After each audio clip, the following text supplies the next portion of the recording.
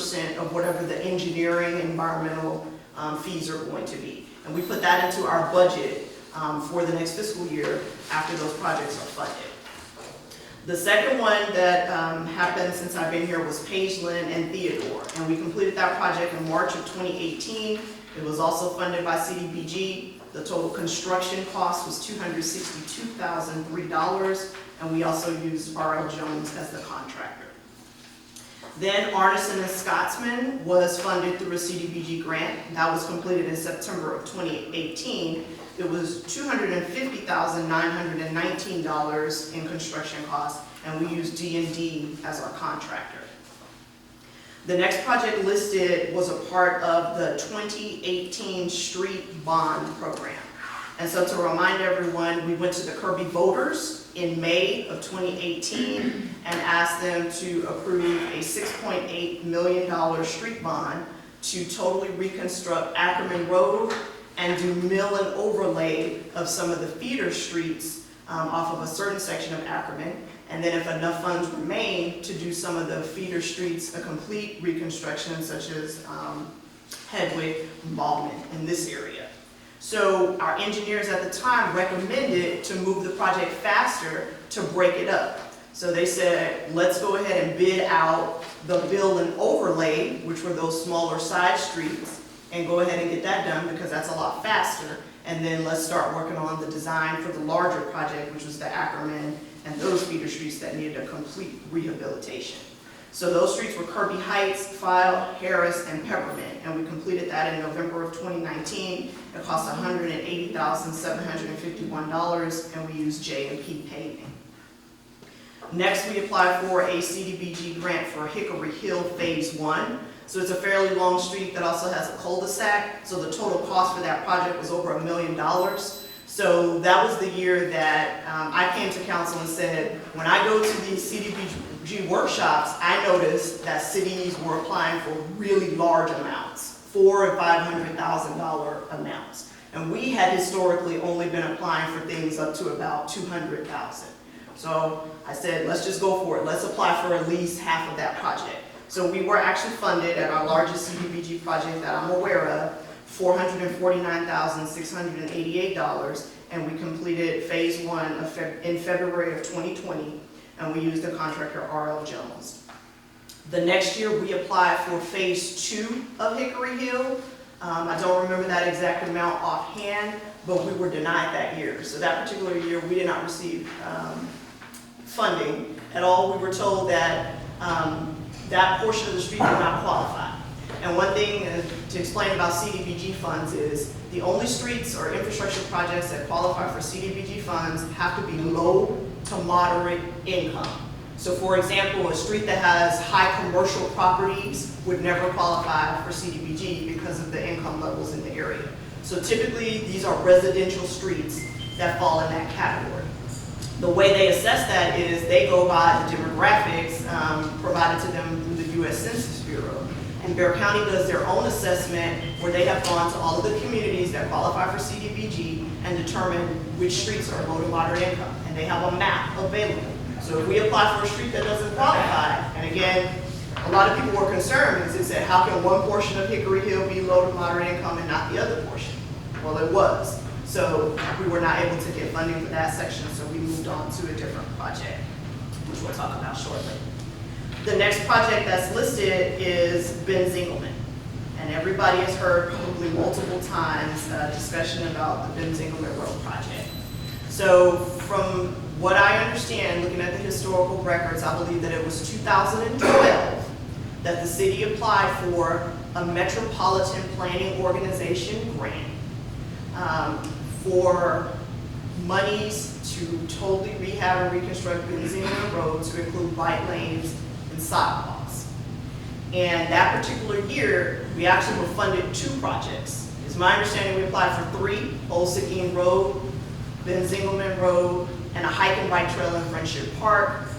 And the 2 projects were funded, Zingelman and the hike and bike trail. And although it's not a street project, we did spend $479,358 and completed the Friendship Park hike and bike trail in March of 2018. So when Metropolitan Planning Organization lists funding. The way it works is they do a call for projects. And when they do a call for projects, they do it for a 4 to 6 year breakdown.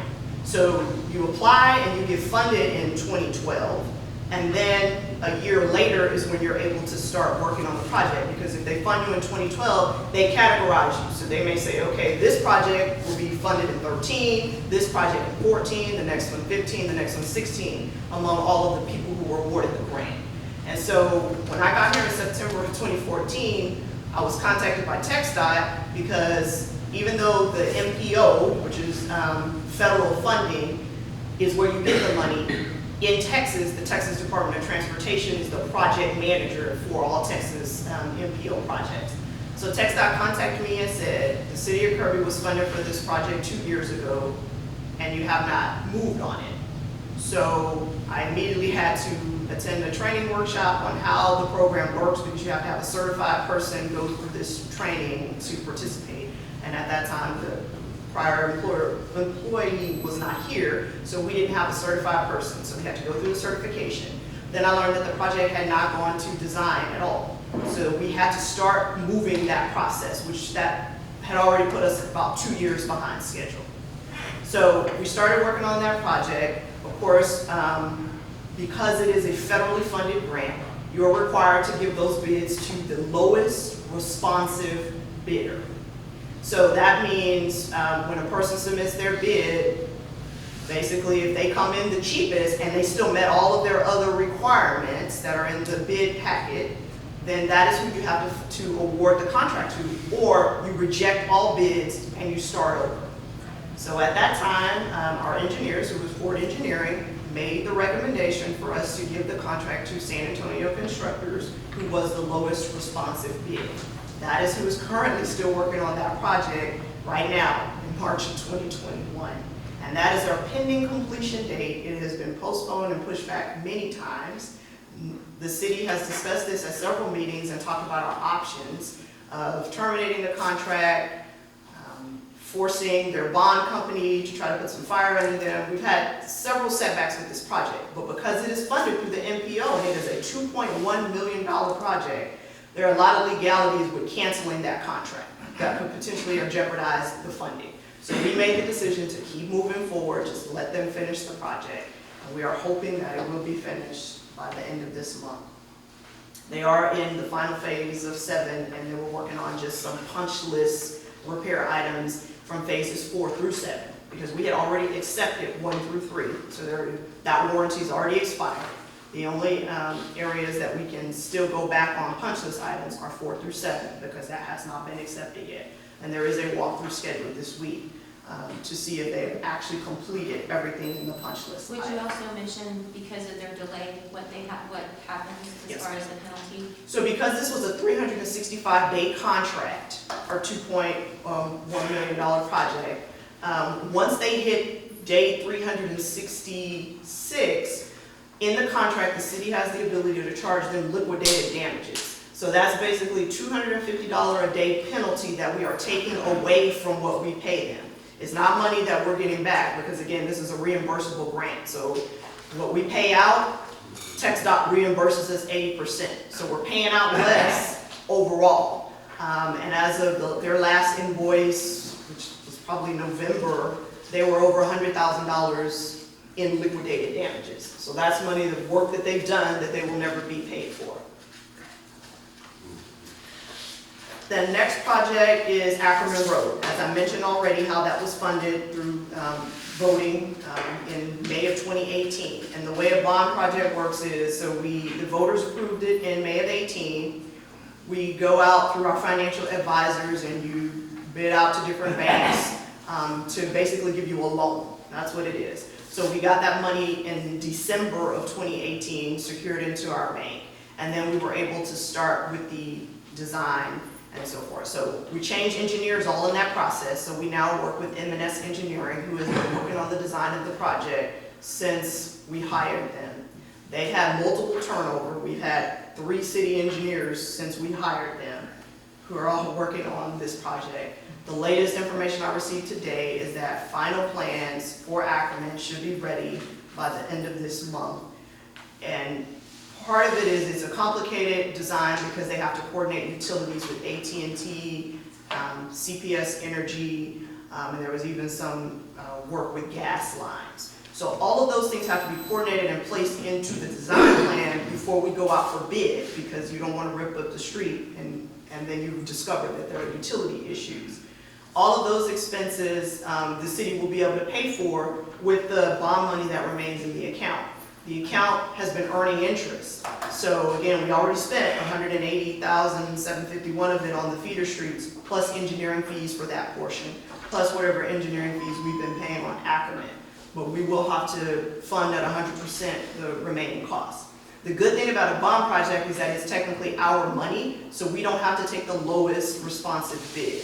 We can go through a competitive bidding process, which we did on those feeder streets, where we're allowed to put a little bit more information into the requirements. Staff can score them, the engineers can score them. We collectively can decide who we'd like to select so that we ensure we get the best contractor for the project. And I know one of the things that we talked about in that is to make sure that they are able to secure subcontractors. Yes, ma'am. And the one thing that's key about that is when we do those federally funded programs, they have to meet certain DPE requirements where they have to have, especially with Bear County grants, they have to have a percentage of subcontractors that are veteran, minority, women, or small-owned businesses. So they can't come in and do the whole project themselves, even if they have the capability. They are required by law to contract that out to make sure that work is being spread out.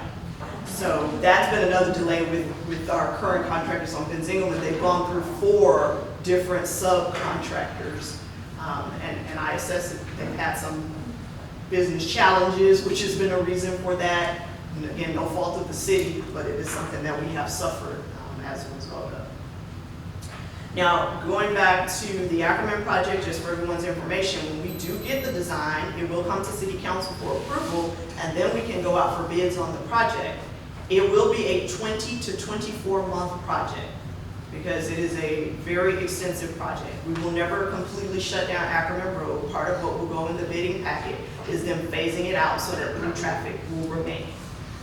But it is going to be an extensive project, 20 to 24 months. And can you remind everybody which part of Afroman? Yes, ma'am. So it is going to go from Gibbs Sprawl here all the way down to the city limit area. So we were hoping, some time ago that Zingelman would have been finished and Acroman would have been started, it would have kind of intersected, but timing-wise, that didn't work out. So the next project that we recently received funding from Bear County through the CDBG grant for was Washers. So again, after we found out that Hickory Hill Phase 2 did not qualify, then we were contacted and said, hey, this is going to Commissioner's Court in a couple of days.